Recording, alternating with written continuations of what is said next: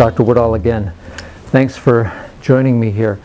I wanted to get right into an important topic and try to abbreviate something that I think is really a book or two, but to get at a really basic idea about what happens to us as a result of suffering.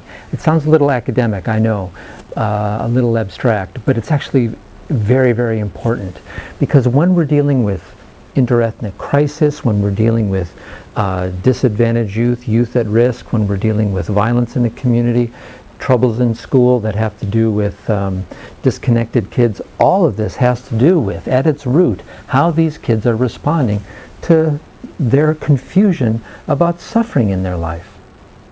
All right, so if we understand a little bit about it, I think we'll have a better idea about what we need to do to help. Okay, this isn't true just for kids, it's true for adults too. Frankly, it's true for nations and communities. So what I wanted to talk about was a conversation I had with the city of New York after 9/11. Because of work I had been doing overseas for the State Department and at Harvard University, I ran a program there called Resilient Responses to Social Crisis.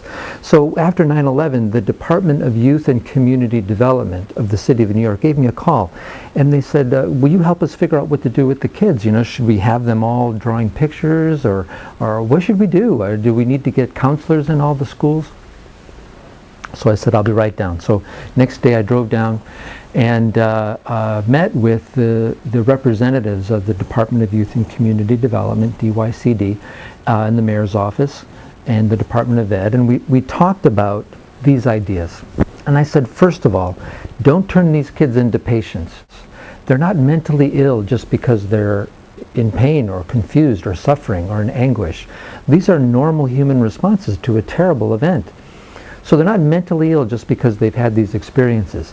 There will be about 15% of these kids who will need professional help. That's roughly what the statistics tell us from the scientific literature about post-traumatic stress disorder. About 15% are going to need professional help.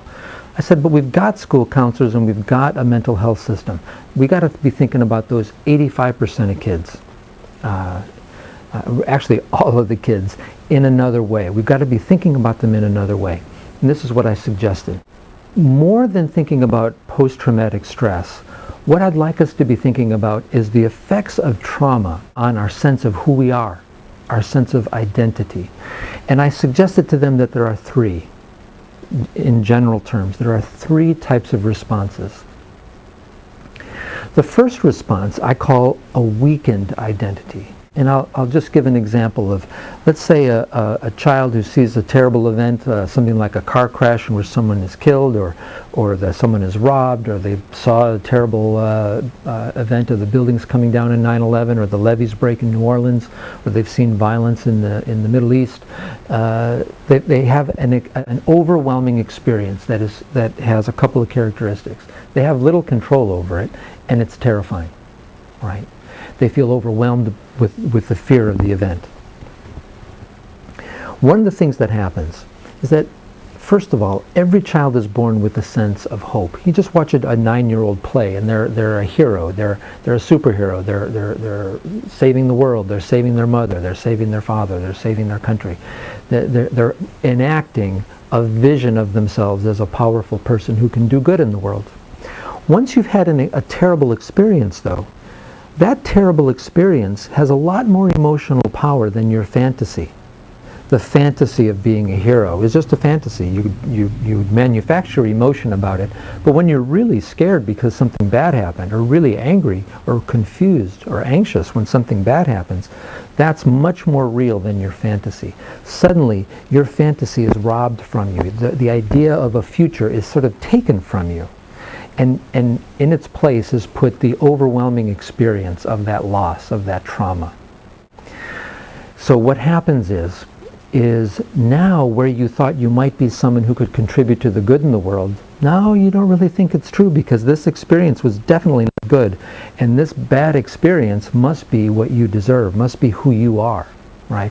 So there's a flow of life moving towards the good, and you're not in it, right? And that feels very isolating. How do you explain to someone else that you feel like you're really not part of this world anymore, that it's kind of going by, but you're not really part of that stream? Well, by the time you're 15 or 16, you might join little subcultures of youth who pretty much are acting out not belonging to anything, right? But some of the characteristics of this are a sense of despair, that I really don't have a future. There really is nothing that I'm able to give to the world. There's nothing good that will come from me. And with that comes a sense of hopelessness. And with that comes a lack of vision, that you can't really accomplish anything in life. And with that is a loss of motivation, right? If there's no vision that you can believe in, that there's no vision that you can honestly feel that you can contribute to, then what's there to be motivated about? I call this sense a weakened identity. And in extreme forms, I call it a shattered identity, where there's really no sense of self. You see a lot of kids like this in school and in the neighborhoods. Just, what's the point, right? Does that sound familiar? Adults have this too, don't they? Kids grow up to be adults. There's another type of identity I told the folks at the city of New York that we have to watch for. And that is what I call a rigid identity. And a rigid identity is where we take that same response to a crisis and we turn it all into an over-identification with one thing. It's almost as if we had an identity that's like a roulette table.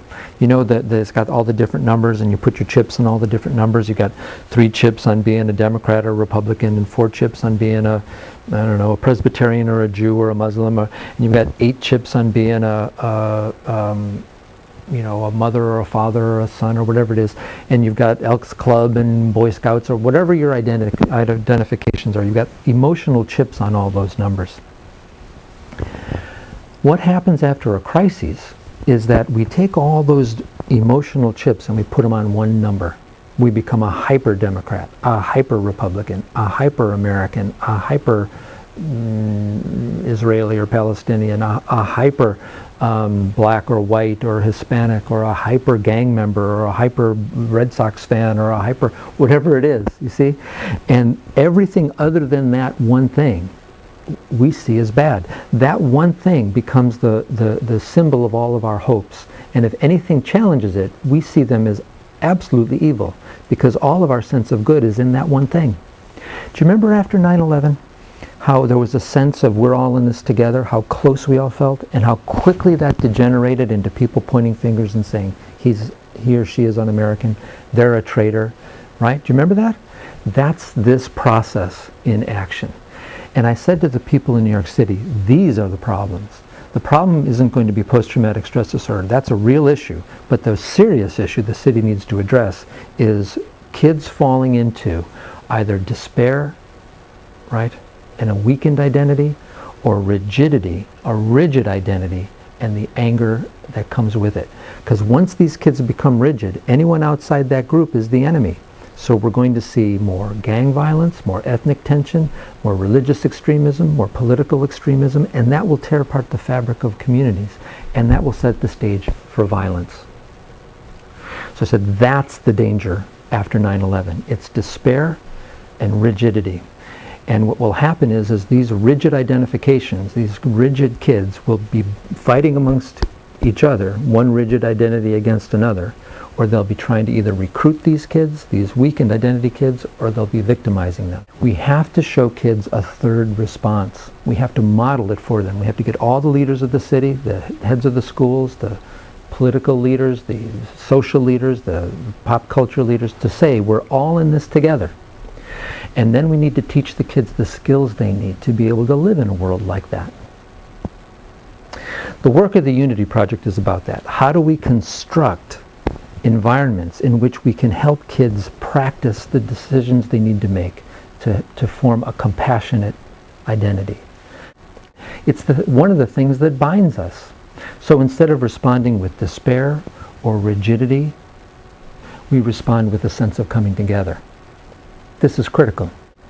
So what we'll talk about next about the Unity Project is how you take that idea and turn it into a methodology. Thanks for stopping in.